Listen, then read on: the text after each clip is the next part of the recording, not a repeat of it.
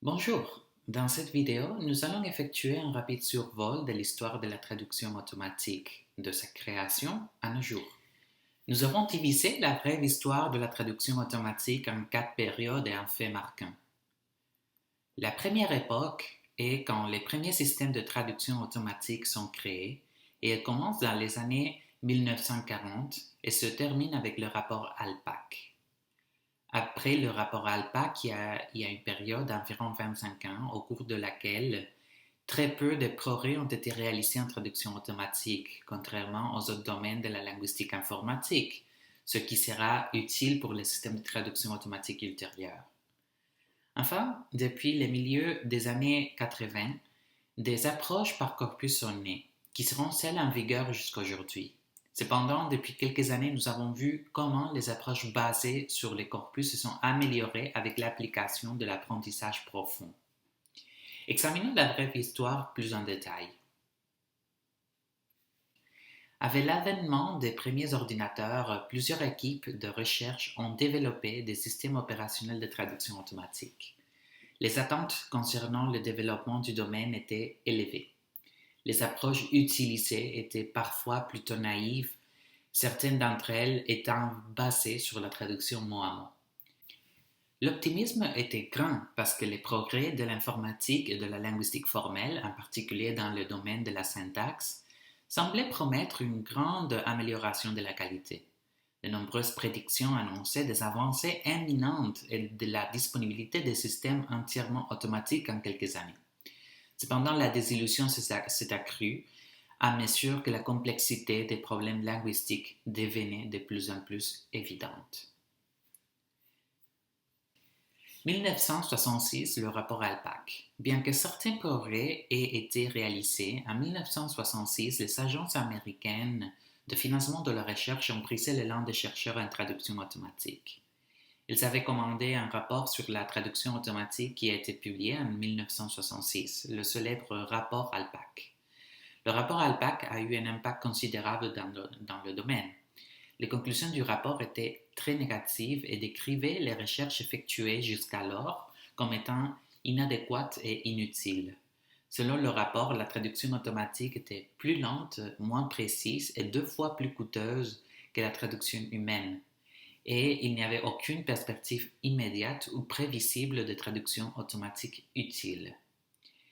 Le rapport ne voyait pas la nécessité d'investir davantage dans la recherche en traduction automatique aux États-Unis, mais recommandait plutôt la mise au point d'outils d'aide à la traduction humaine, comme les dictionnaires automatiques, et un soutien continu en recherche fondamentale en linguistique informatique. Avant le rapport ALPAC, le financement de la traduction automatique avait déjà diminué, mais le rapport l'a fait baisser encore davantage.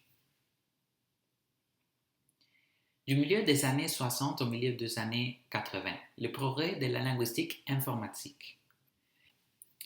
Les années suivantes, jusqu'à la fin des années 80, n'ont pas été très productives pour la traduction automatique. Cependant, comme le recommandait l'ALPAC, la recherche en linguistique informatique s'est développée. D'importants progrès ont été réalisés dans l'analyse syntaxique automatique et la compréhension des textes.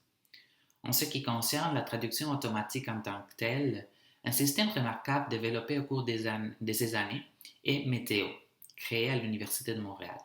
Le système Météo était un système de traduction automatique spécialement conçu pour la traduction des prévisions météorologiques publiées quotidiennement par Environnement Canada.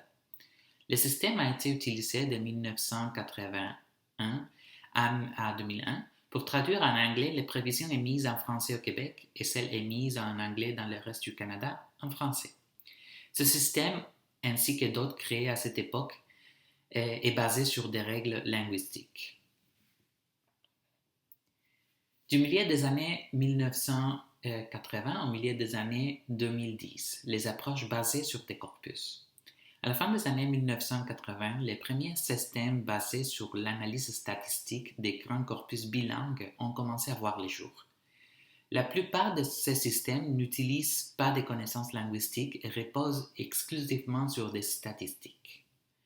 Alors que certains chercheurs avaient déjà proposé l'utilisation de corpus et des statistiques pour le développement des systèmes de traduction automatique, Ces approches n'ont pu être mises en œuvre tant que les ordinateurs n'étaient pas assez puissants pour effectuer les calculs statistiques nécessaires sur de grands corpus bilingues. Avec l'augmentation de la puissance de calcul des ordinateurs et l'obtention des corpus bilingues plus volumineux, la qualité des systèmes statistiques s'est considérablement améliorée au fil des années. Certains systèmes statistiques ont aussi incorporé des connaissances linguistiques. Il s'agit de systèmes appelés hybrides. Du milieu des années 2010, l'apprentissage profond. Récemment, la très forte demande des traductions automatiques sur le web a eu pour effet de remettre la traduction automatique au cœur du domaine de la linguistique informatique, après avoir été reléguée à un rôle secondaire pendant plusieurs décennies. Une nouvelle approche basée sur l'apprentissage profond révolutionne complètement le domaine depuis le milieu des années 2010.